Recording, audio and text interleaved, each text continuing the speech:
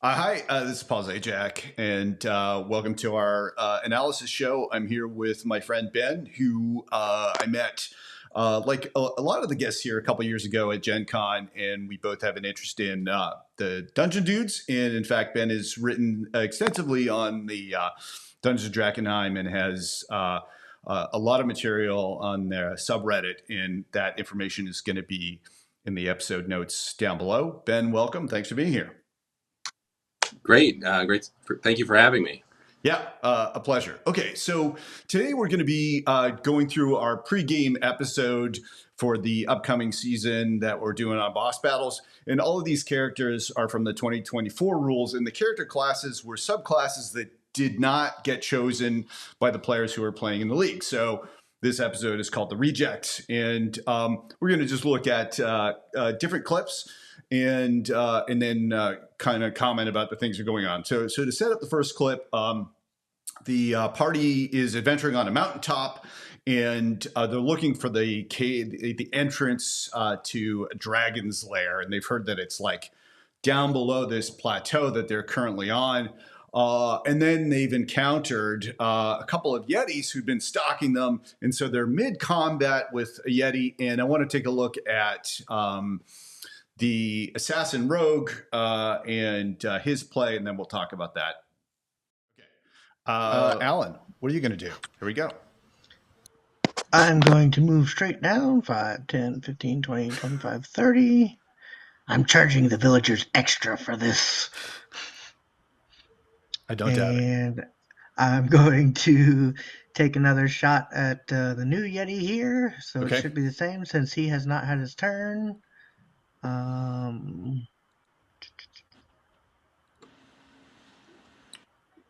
This is one of my pet peeves about my recordings. Yeah, I guess I'm going to lie. He did attack the owl, but that was like a kind of a different scenario. So I'm going to say that. Yeah. I mean, it's up to you. No, I think that's fair. Okay. I was just considering. Go ahead. Yeah. 23? Yeah, that hits. All right. And this time, I think I'm going to try poison. Nice. Right, it's part of the sneak attack. New feature. All right, so 9 on the regular damage. Okay. Do you want to go ahead and make his saving throw? See if he makes it. Constitution. I believe it's the. I think all the cunning strikes, from what I read, are all the exact same saving throws. Okay, he gets a 13. Yeah, Constitution is correct. 13 just misses because if I'm doing my math right, it should be a 14. And right, so he's poisoned. Roll the sneak attack damage first here. Sneak attack damage would be another 9. Dang. And then he would take, I think he takes 6 points of the surprise strike damage. And then, yes, he would be considered to have the poisoned condition. All right. So we saw here that Red launched an attack over on the Yeti, and he was using the new option for rogues to convert some of the sneak attack damage into some other effect, and he's able to subject the Yeti to the poison condition. One of the critiques I saw is that rogues don't have a lot of damages to do, a lot of chances to do lots of damage. This is their one chance, and this takes away damage from the rogue. So these new options for the rogues, what do you think, Ben? Are they worth it? Great question. I think for Cunning Strike in particular, in general, they are worth it, right?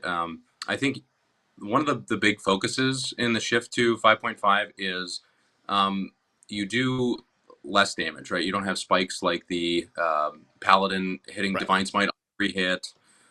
You don't have you don't have Great Weapon Master giving you plus 10 damage on every hit anymore. And so in general, I think what they're trying to focus on for 5.5 is to have combats go longer. And with that, if you can poison somebody on turn 1, that's going to pay dividends for the rest of the fight. I think you really only want more damage if you can kill them that turn. Like if that damage kills them, there's really no difference between being at 1 HP or being at 11 HP when you're a Yeti, right? Like, or for anybody really. But there's a big difference between being poisoned versus not poisoned. I gotta say, I'm not super familiar with all the Cunning Strike options, and maybe for some of them the costs could be changed a little bit. But I think overall, and also the fact that they're gated behind a save, so something like Poison Strike, if it lands, okay, awesome. But imagine it doesn't land. And now the player is just throwing away damage for nothing. Right. That does bad. I guess the thing that it has occurred to me a little bit, because in these battles where now I'm like, I've got a spreadsheet and I'm checking all the rolls, and we'll talk about this a little bit later, is that imposing disadvantage, which is essentially what the poison condition does, can really amount to saving your party a lot of damage, particularly if that is like a really powerful monster. And so if you're able to avoid 1 or 2 hits from a really powerful monster, that I think it is definitely worth it. Right. It's just, are you a type of player who just wants to deal damage? And so, there's a little bit less now, but I think it's like in overall terms for damage, it could really surpass that D6 in effect for the party. Yeah, I would agree for sure. One thing I would say is that Assassin, I'm not totally familiar with how they work in 5.5 exactly, but they are ones that, as far as I'm aware, they're going to get huge damage on turn 1. So at that point, you're like, well, I can give up, or I can do regular amounts of damage and then also get like a cool effect. Yeah. So it did change. They used to be that they could get this massive amount of damage on turn 1. Now it's changed to kind of like spread that out over the rounds. I guess another thing that I think this play brings up sometimes for especially new players and me, who gets confused all the time, is some of the variations with poison. There's like poison damage and then the poison condition, and I think it would be easy to like mix up those two. And the poison condition gives you this disadvantaged on attacks and ability checks. Whereas there's a couple of ways to get poison or to use poison in the game. They have this poison feat, which gives players both the chance to do poison damage and impose the poison condition, and then you could just like buy poison to use. But one cool thing about this ability is that it doesn't really cost anything monetarily, and it's part of your turn, which is, I think, really good. That's true. I did want to remark that it's funny that the Soul Knife Rogue can poison. It's like somehow I poisoned you with my Psychic Blade with my mind, but they can't do it apparently. Well, I mean, I guess any rogue poisoning, like I started playing D&D in the 80s when it was just called a thief, and like it was like, that's what thieves do, they steal and they poison. So it just seems normal to me. Okay. Let's move on and talk about our next clip. So the setup is the Yetis have been defeated, and now they're looking for the dragon. Okay, sounds like Kane. You are going to start climbing down on a rope, or are other people doing other things? Yeah, so they're climbing down to the dragon's cave. Yeah. Rope sounds. Yeah, Kane. I think Kane with the tracking and that life, he'll take point just to get it going there with the rope. Okay. All right. Anyone else joining him? Yes. Okay. Yes.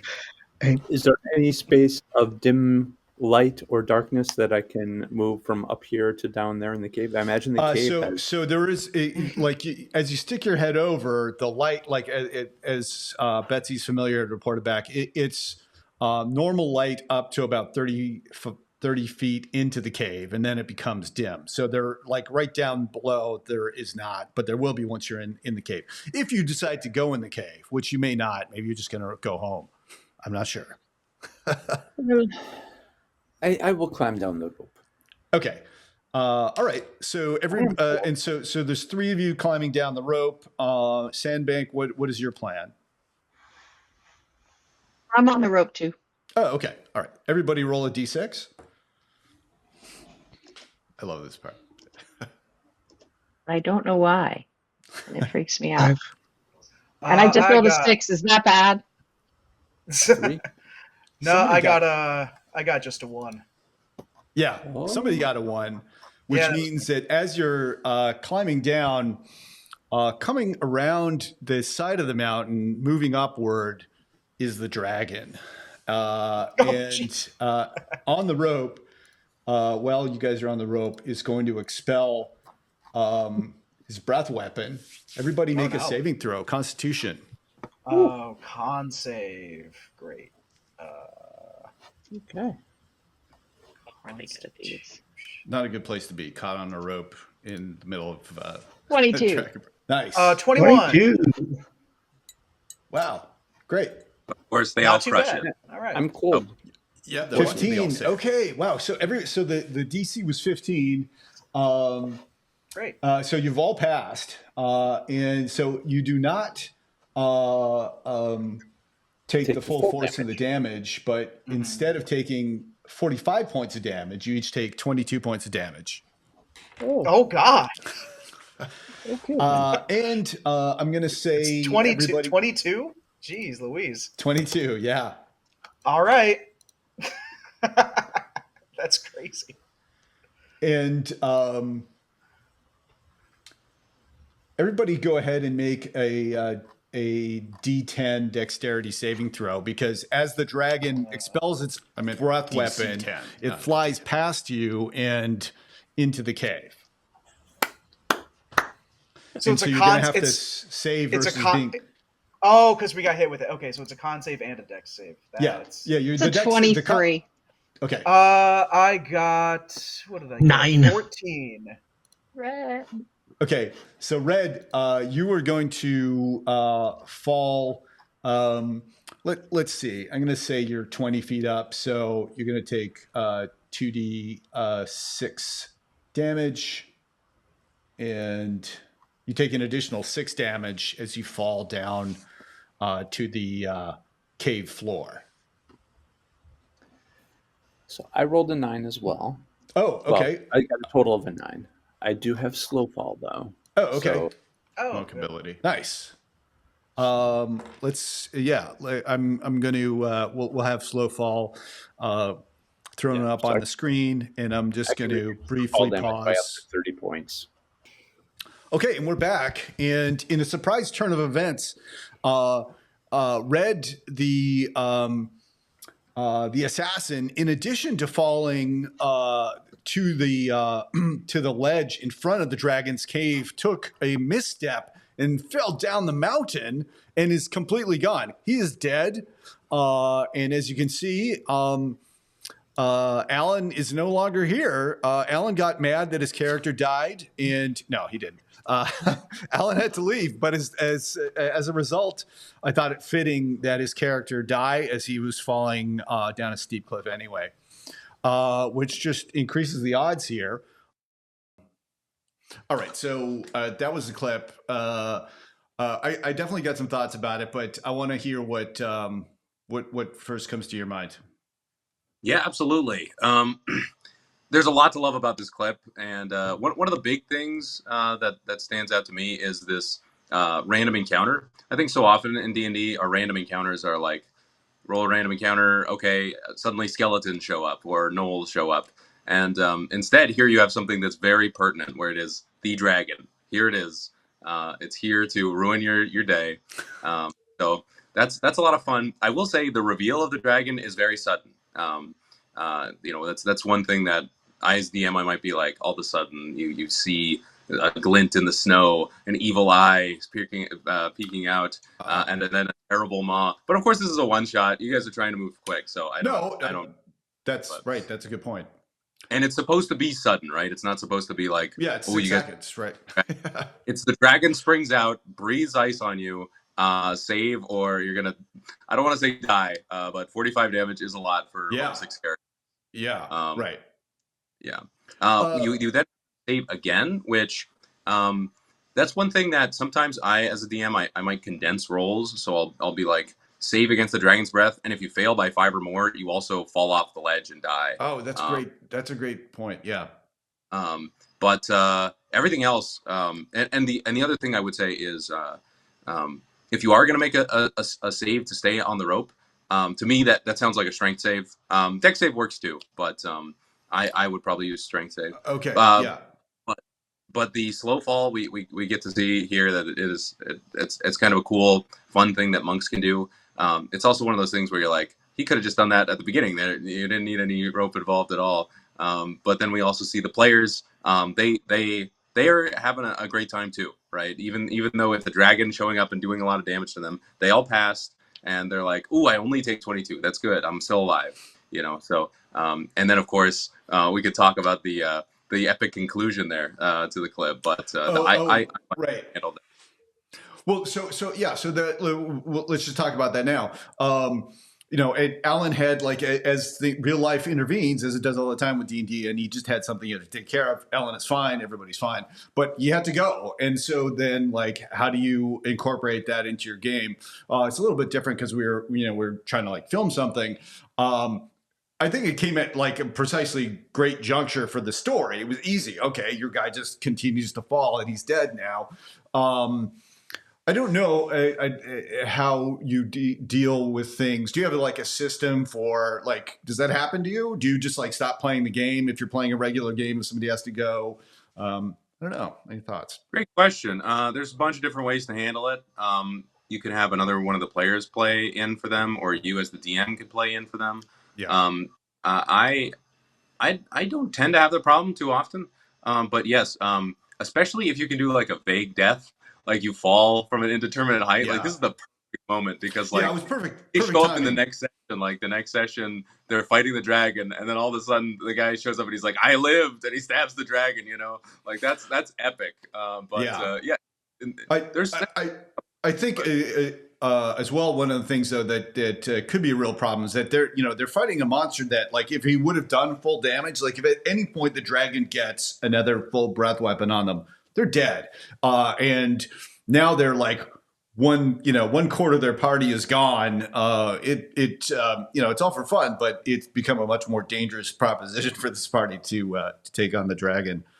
I just wanted to mention briefly is that, the system I'm using is based on what the Dungeon Dudes are doing, Monty Martin's D6 rolls for random encounters, and I'll put the link for that in the notes down below. I think looking through your stuff on that you run on Drakenheim, you get this table of probabilities of, like, if for each player rolling a specific type of dice, depending on how many players you have, what percentage chance it's going to arrive at to have, like, the random encounter. And I'm also going to put a link to that down below because I thought that was really great. I love that table. Very useful. Yeah. Very handy count table. In this case, with a D6, it's like a 52% chance that something happens, which I think is very fair. And it also involves the players. Like, I think that's the big thing. It's not just you flipping a dice, flipping a coin screen. You involve the players, and when somebody rolls one, and then everybody's like, "Oh, what happens?" Right. Yeah, and I really liked Betsy's reaction. Like, I keep unrolling this dice, and I don't know what it means. Like, that's cool. I mean, they're going to catch on sooner or later if you keep on using this rule. But it's fun to begin with because they don't know what's going to happen. Right. I did like that. I thought it was a fun part. Everybody was surprised. I thought it worked well. Okay, we're going to move on to our next clip. The party is now, like, inside the dragon's cave, and let's see what happens next.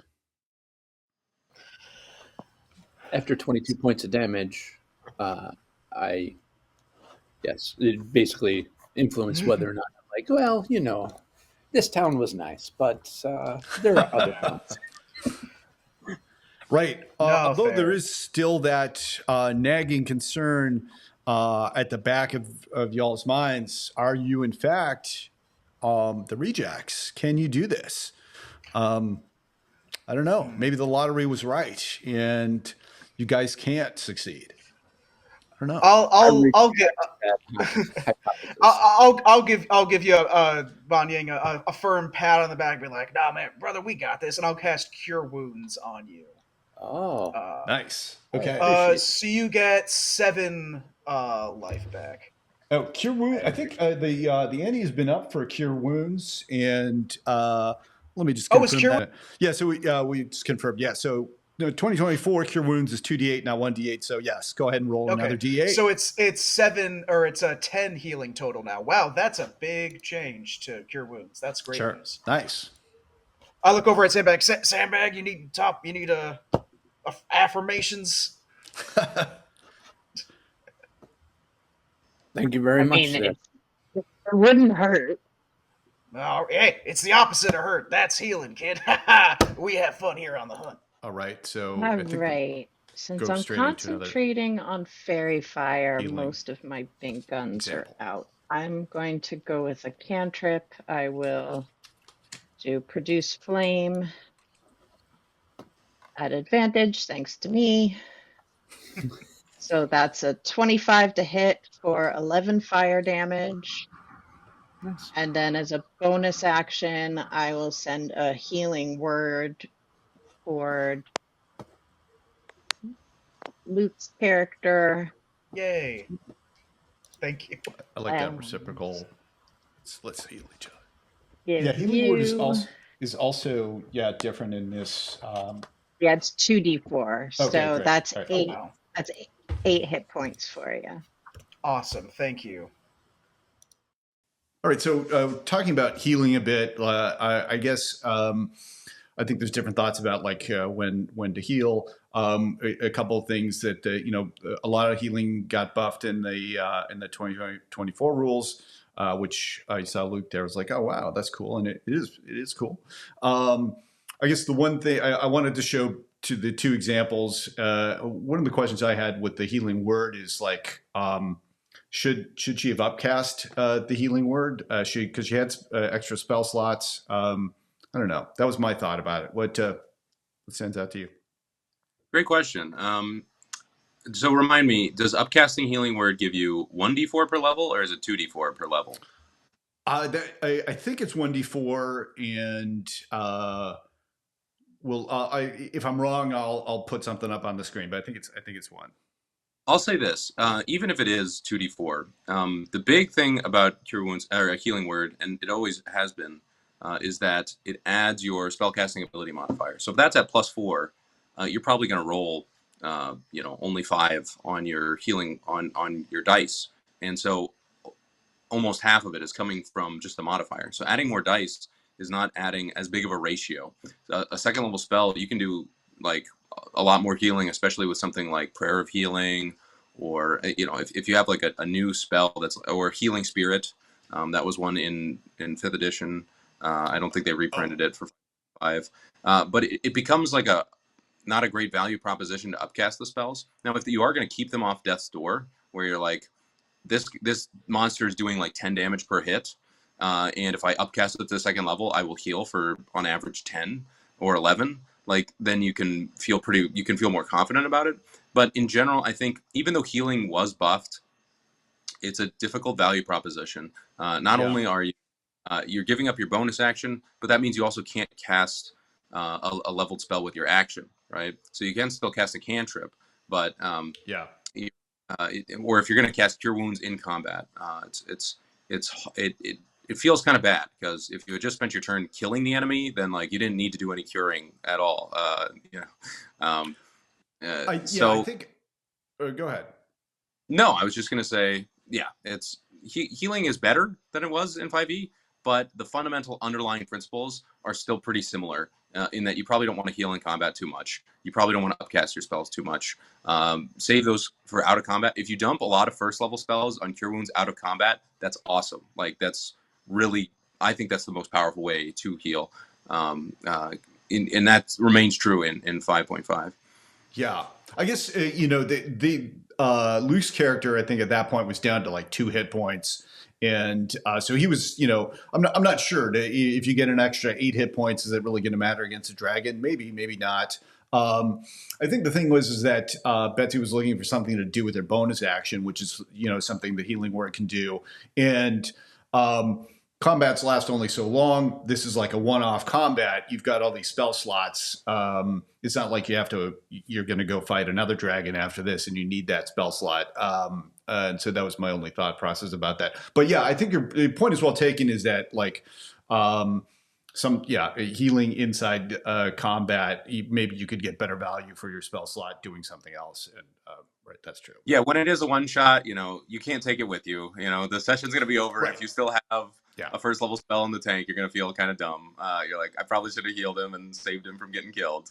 But I think in general, like if you're playing week to week, I think in general, healing in combat is, they talk about yo-yo healing, and I think unfortunately I think that is still kind of like the optimal game style. Right. Okay. All right. It depends on the context, and we'll leave it at that. Okay. So next clip, we're going to talk about some support moves, and all right, I'll pull it up. I guess I'll come in the cave for real. Reluctantly. Okay. Can I see it? No, you can't from where you are now. That's disappointing. Yeah. Well, this would be your like line of sight. It's not in that line. Okay. I'm going to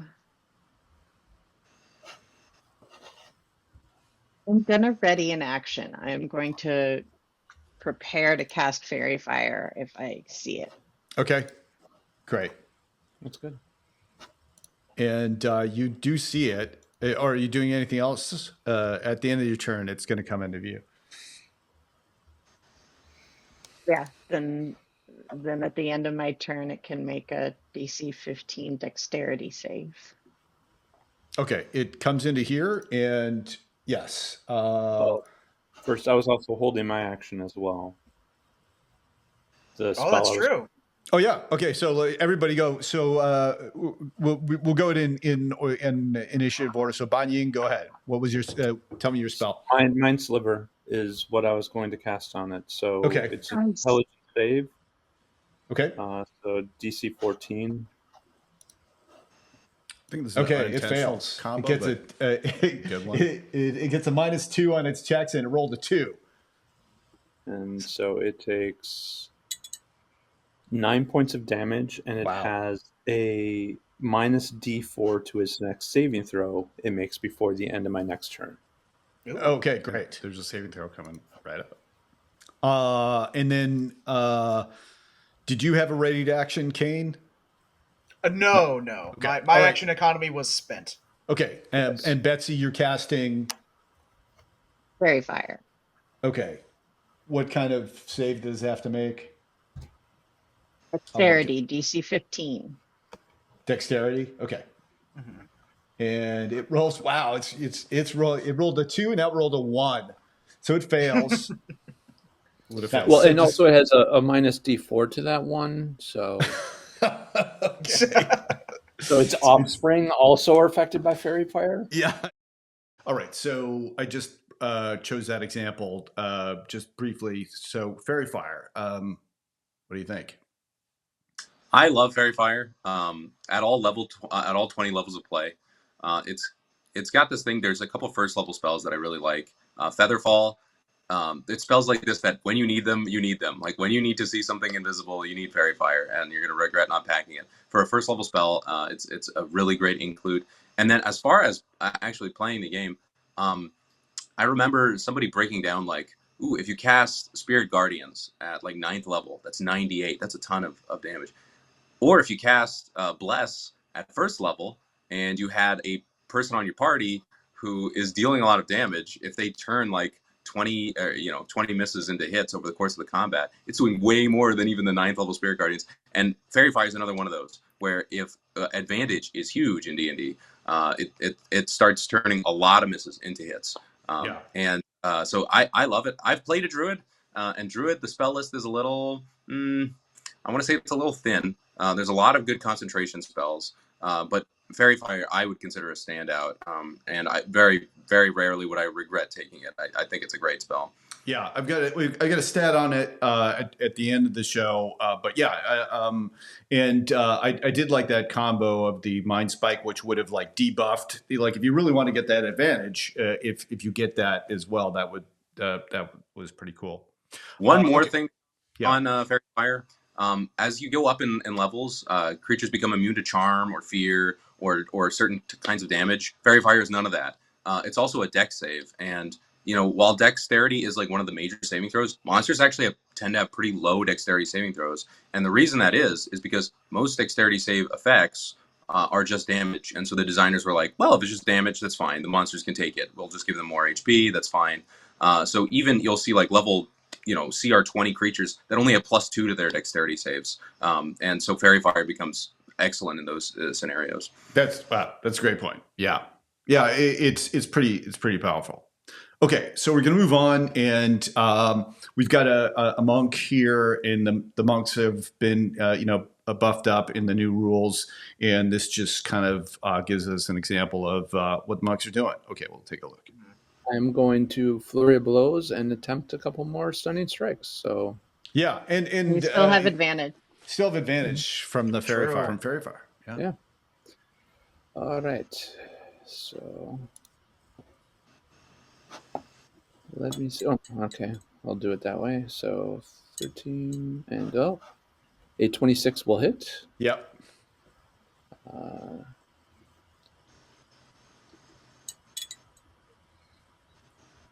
23 hopefully hits. Yep. So there's another thing. He's Flurry of Blows. He's getting 4 attacks. All right. And I would say I played with monks. It's a 18. lot. 18. I don't know if an 18 hits though. It does. Oh, all right. So 4 hits. Wow. Of which I can only attempt to do a Stunning Strike on 2 of them. So there's a mistake here, and we'll talk about it. Attempt at least 2 Stunning Strikes, but I'll roll damage as well. Okay.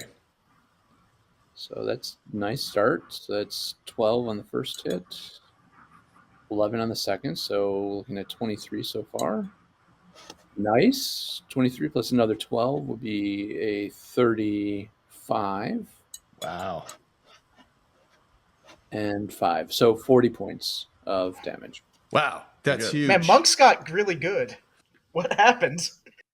Okay, so there's the monk, 4 attacks, and then also is using Stunning Strike. The error in there was that in the new rules, you can once per turn you can choose to go for a Stunning Strike, and so if you fail, you can't try again that turn. And that was James didn't catch on to it, and I didn't either. But just so that everybody knows, that's a rule. All right. So any thoughts on that segment other than it was powerful? Yeah, monks are great. I'm currently playing a campaign with, it's a rather high level campaign. They're 13th level right now. And one thing I noticed about monks is they start to do a lot. This one is an open hand monk, and he can pick people up and carry them around. And it ends up being like, this is an advanced player, but it's literally a monk that's doing, you can make 5 attacks because Flurry of Blows becomes 3 attacks at level 11. And also disengaging or dashing or something like that for free. I don't know the exact details of it, but monks are more than just strong. They also start to take up a lot of time. So if you have a monk in your party, I would say make sure they're on the ball, make sure they know what they're doing, because it's a lot of stuff that they end up doing. As for Stunning Strike, still very strong.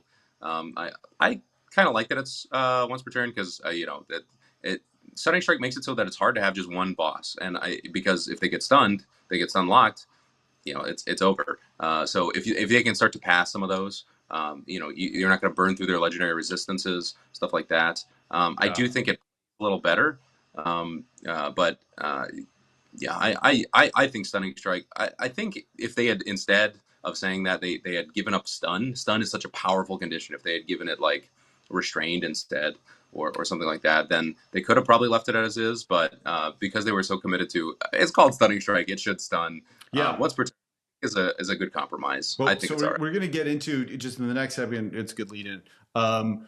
I get it wrong in this episode. It's because the stun condition has changed, and like nobody can believe it basically, and so that's what happens in the next clip.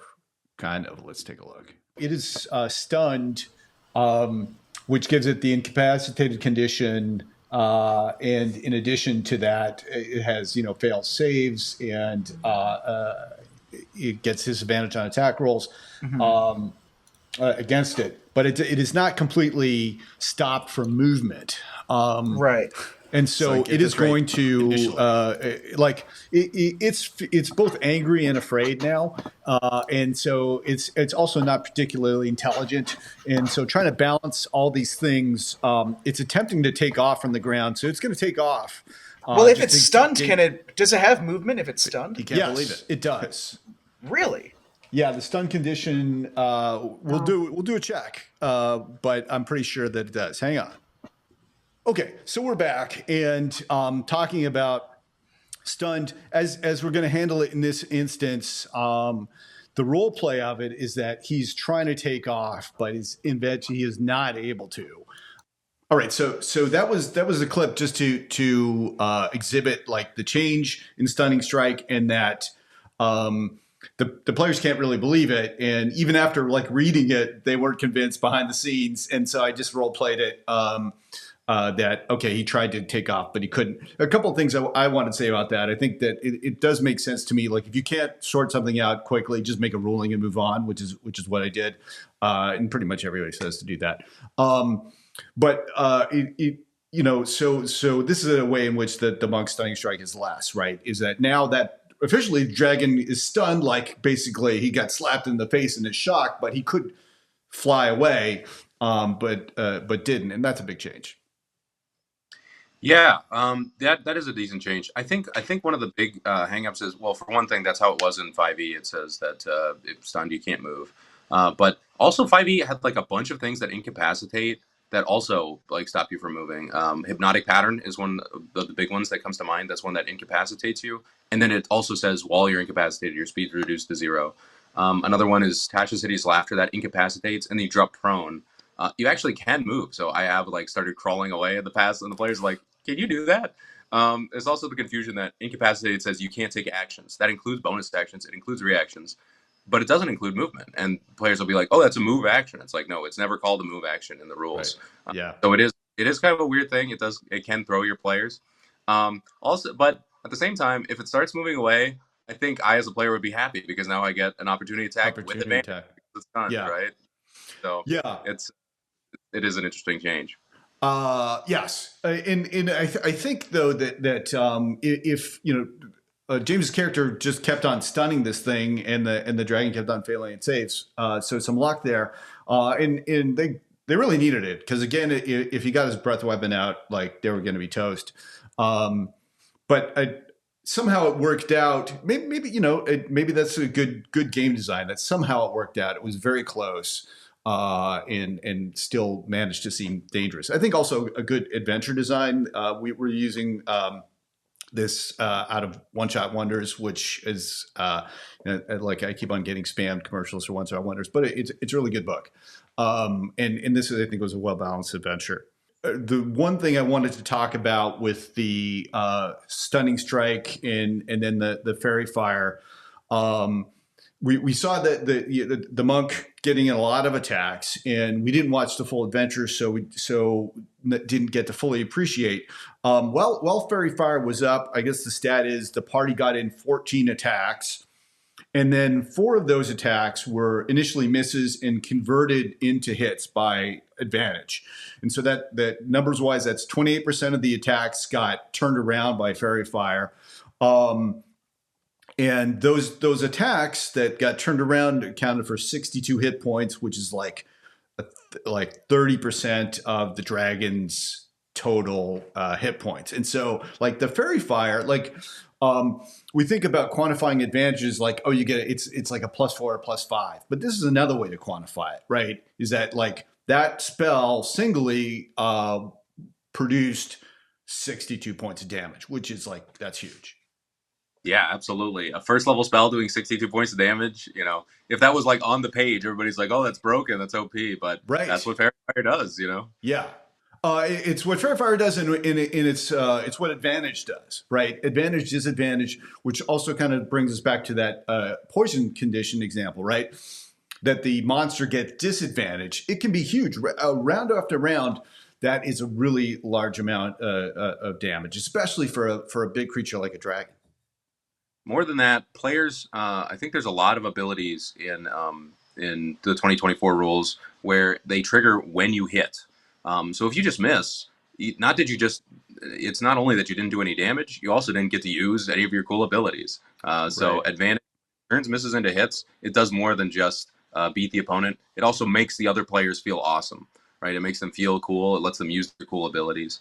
Yeah, it's when I played, like I said, I played a druid, and there's like some spells. I'm not a big fan of Scorching Ray, but I was playing a Wildfire Druid, and Scorching Ray is on the list. And like a lot of Druid spells are concentration, Scorching Ray isn't. So you set up Faerie Fire, and then you shoot him with Scorching Ray. It actually starts to feel okay, you know. It's right.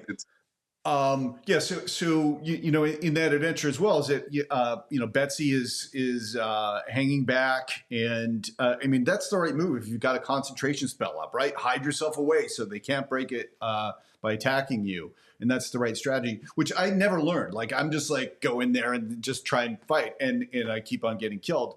But that's like one way, right? I was recently in an adventure where we fought the final boss, and somebody was like, "Oh, the final boss has like lair actions in their throne room. Like if we had just stayed out in the hallway and shot at them, we could have beat them without that." And it's like, who wants to do that, right? We're playing D&D to fight the final boss in the throne room, like why we're playing. So that's why I'm always surprised that like support characters are popular. Like I don't want to do that. I don't want to support people. I want to like get in there, but like they really are. People love them. So.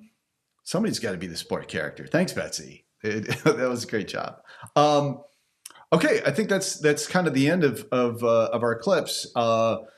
Ben, thanks so much for being here, man. It was great to see you again and to talk D&D, and hope you'll come back and hang out with us again. Well, anytime. I absolutely loved it. Thanks for having me again, Paul. All right. Thanks a lot.